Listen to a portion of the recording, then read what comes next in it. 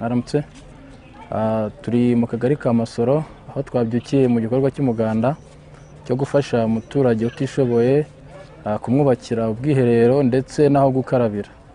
Twifatanyije n'urubyiruko rutandukanye rwagiye ruturuka hirya no hino, harimo urwaturutse muri uyu murenge dutuyemo wa Ndera, mu tugari dutandukanye. Hari abaturutse mu kagari ka Bwiza, hari abaturutse mu kagari ka Mukuyu, hari abaturutse mu kagari ka Rudashya ndetse n'abo twasanze hano mu kagari ka Masoro.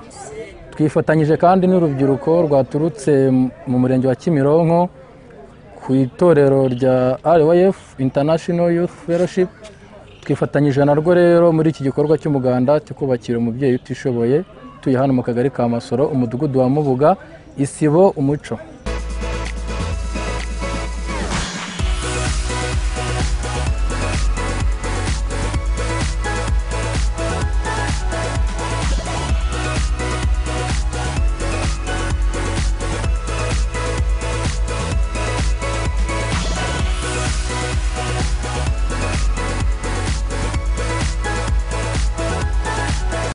Nitwa Kampire Alivera, nkaba ndi umuturage wo muri uyu mudugudu wa Mubuga, akagari ka Masoro, umurenge wa Ndera. Mbanje gushima Imana rero kubw'igikorwa gikorewe aha ngaha kuri uyu munsi. Si ubwa mbere mumfashije kuko njya no kuza aha ngaha nafashijwe n'umurenge n'akagari n'akarere mbasha kuba ndaha ngaha. Noneho rero ubwo ntabwo nari nabashije kubona toilette nyine, ariko nshimye Imana yuko muje kumfasha kuri iki gikorwa cyo kugira ngo mbashe kubona toilette. Ndabashimiye, nshimye Imana yababashishije no kugera kuri aya masaha, kandi nkomeje no kubishima n'ibindi byose izakomeza kunkorera, kuko ndi hano ntavuga wenda ngo hari izindi nkunga nishingikirijeho uretse Imana yonyine. Ndabashimiye rero, nshimiye leta kutwitayeho, nshimye n'umuyobozi wacu wemeye ko ibi bikorwa bikomeza kugera kuri twebwe abatishoboye.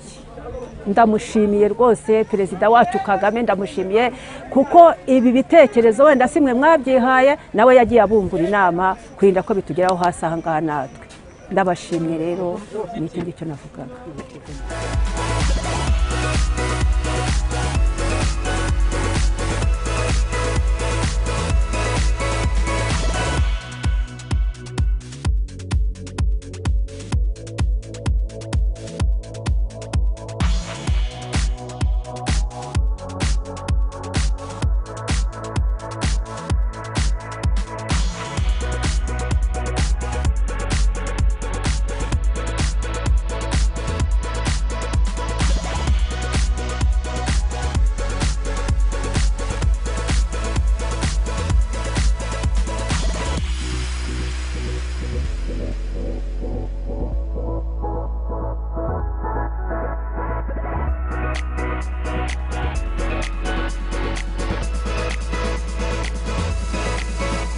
Murakoze.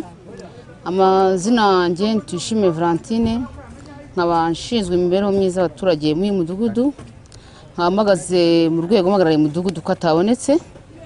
Ndishimye kubw'iki gikorwa cyiza dukoreye uyu mubyeyi, kuba twabashije kubona urubyiruko rudufasha, tukabasha kubona abayobozi baza kwitanga, tugakata kino cyondo, tugatura amatafari, ndetse n'abaturage twanyuzwe pe, ndetse namwe ubwanyu mwakoze. Ni byiza rero, byaba igikorwa cyiza, tujye tubihorana, bibe urukundo, dufashe abatishoboye kuko ni wo muco wa Kinyarwanda. Icyiza gihari rwose, twanyuzwe kandi turashimye ibyo twakoze n'ibyo mwakoze. Imana iduhane umugisha.